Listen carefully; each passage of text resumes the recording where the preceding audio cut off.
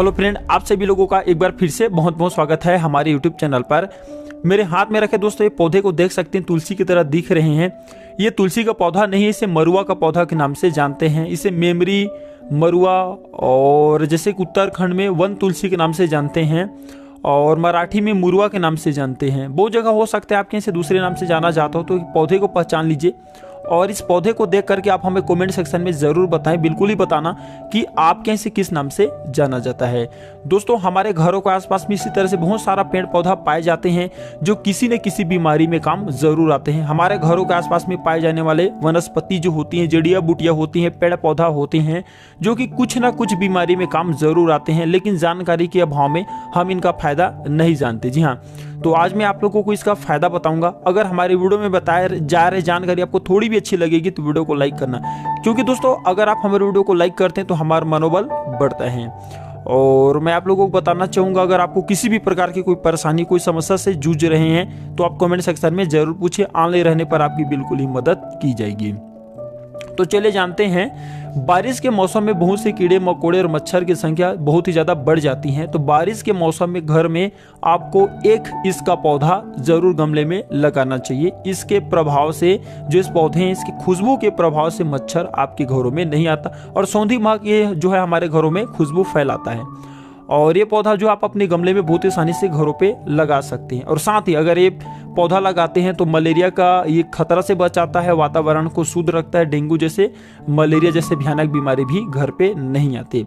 हाँ, मच्छर भगाने के लिए चले मैं आप लोगों को इसका प्रयोग बता देता हूँ। तो मच्छर भगाने के लिए इसके पत्ते को जलाना होता है। जी हाँ, मच्छर भगाने के लिए आप जो है इसके पत्ते को जलाइए, इससे मच्छर घरों पे भग जाते हैं। मैं वीडियो के आखिरी में और भी मच्छर भगाने का 2-3 तरीका बताऊंगा इसी से। इसके बाद दूसरा फायदा जानते हैं कि सूजन की बीमारी में भी इसका प्रयोग होता है। तो इसके पौधे के पत्ते और टहनी को पानी में उबाल करके सूजन वाली जगह पर बफारा देने से, गर्म पानी से मालिश करने पर अगर आपके हाथों पैरों में सूजन आ गए हैं तो ये सूजन को दूर करता है।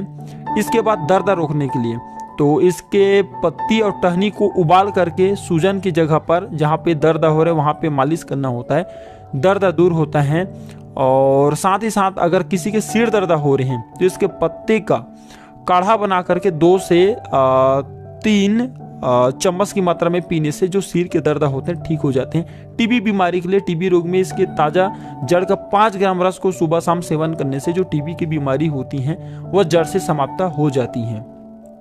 इसके बाद पेट दर्द के लिए, तो पेट दर्द में इसके पत्ते और बीजों का चूर्ण बना करके 5 ग्राम इसके चूर्ण को गर्म पानी के साथ मिला करके सुबह शाम सेवन करना होता है, पेट के दर्द दूर हो जाते हैं।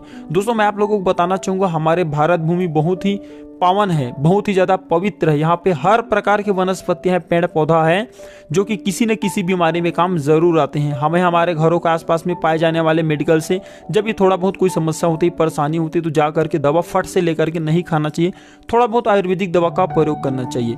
क्योंकि अगर आप मेडिकल में मिलने वाले दवा का थोड़ा थोड़ा समस्या आने पर खाते हैं तो बाद में चल करके कैंसर जैसे भयानक बीमारी होने का खतरा रहता है, हमारे नर्वस सिस्टम को डैमेज करता है, हमारे पूरा बॉडी के नेचर को खराब कर देता है। इसके बाद दोस्तों, इसका मैं फायदे की बात करूं तो ये मासिक धर्म में, माता बहने में जो मासिक धर्म की अनियमितता है, यह मासिक धर्म में ज्यादा ब्लडिंग आ रही है, तो 20 ग्राम इसका जो जड़ होता है इसका काढ़ा बना करके, ठीक है, 20 ग्राम इसके जड़ का काढ़ा बना करके नियमित रूप से सेवन करने से मासिक धर्म के विकार दूर होते हैं। और जैसे कि चोट आ गए हैं, मोच आ गए हैं, तो इसका पत्ते का सरसों के तेल में मिला करके उबाल करके जो तेल तैयार करना होता है और इस तेल से अगर मालिश किया जाए तो चोट है, मोच है, जल्द से जल्द भरते हैं। गठिया के दर्द के लिए, ठीक है, पिछले वाली वीडियो में भी बताया था, बहुत से लोग कमेंट करके पूछ रहे थे कि गुरुजी हमारे गठिया के दर्द हैं, काफ़ी लंबे समय से परेशान। अगर आपके घर पर में दादा दादी, नाना नानी किसी को अगर गठिया की समस्या है, हाथों पैरों में, जोड़ों में दर्द होता है, बदन दर्द होता है, तो इसके पत्ती, इसके टहनी, फूल, जड़ और बीज का काढ़ा 20 से 30 ml की मात्रा में बना करके 3 बार, है ना, 2 ग्राम की मात्रा में, 2 से 3 ग्राम की मात्रा में पीना होता है। बिल्कुल ही दोस्तों, हर प्रकार की गठिया के दर्द दूर होता है। आप ऐसा भी कर सकते हैं, इसके पंचांग का पत्ती, टहनी, फूल, जड़ और बीज का सरसों के तेल में 500 ml सरसों के तेल में डाल करके 200 ग्राम इसके टहनी, फूल, पत्ती, जड़ का आपको डालना है। और जैसे पूरा तेल पक जाते हैं, काले इसके पत्ते हो जाते हैं, तो उबाल अच्छी तरह से आप जो किसी बोतल शीशी में भर करके रख लें। फिर इस तेल से डेली की मालिश करें। आपके हाथों पैरों के दर्द, जोड़ों में दर्द हो रहे, बदन दर्द हो रहे, वो भी दूर हो जाते हैं। इसके बाद चलिए मैं आप लोगों को मच्छर भगाने का इसका एक और तरीका बताता हूँ। तो दोस्तों आपको इसके टहनी को अपने घरों पे जहाँ पे आपको लगता है कि मच्छर ज़्यादा है या दरवाजे वाले जगह हैं, वहाँ पे इसके टहनी को रख दीजिए। जी हाँ, बिल्कुल ही खोंच दीजिए, बिल्कुल ही मच्छर नहीं आते। इसके पत्ते में इतना दुर्गंध होता है, दुर्गंध के मतलब मच्छरों के लिए दुर्गंध होता है, मच्छर इसकी स्मेल को बर्दाश्त नहीं कर पाते, इस वजह से मच्छर घरों से भाग जाते हैं। तो ये मच्छर भगाने का सबसे बेहतरीन आसान तरीका है। जहाँ जहाँ पे आपको लगता है कि मच्छर ज़्यादा काट रहे हैं, तो वहाँ पे इसके टहनी को रख दीजिए, बिल्कुल ही मच्छर भग जाते हैं। सबसे बेस्ट और आसान तरीका है मच्छर भगाने का।